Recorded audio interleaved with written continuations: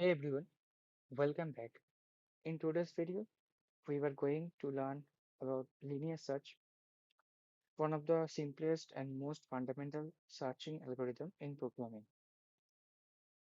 Okay, so what exactly is linear search? Imagine you have a list of number like that, and you uh, you are looking for a specific number like here in the targeted value.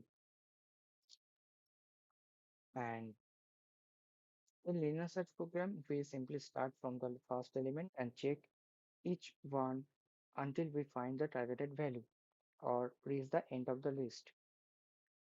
It's called linear because the time it takes increases linearly with the size of the list. If there are 10 elements, then it might take up to 10 steps. Okay, so let's see on the Python code. So here at first we define a linear function and it have array and targeted value. Array means the lists that I given here, and the targeted value that I by search in the list.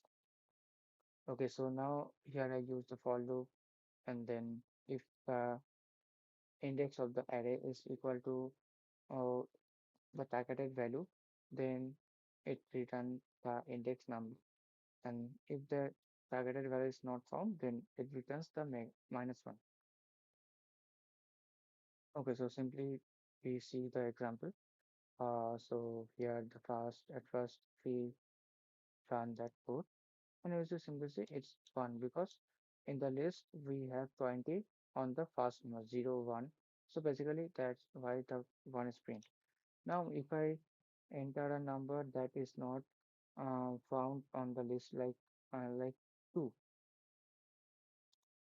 Okay, so now you can see that here print the minus 1 because the 2 value is not in the list. So that's the linear search. So thanks for watching this video.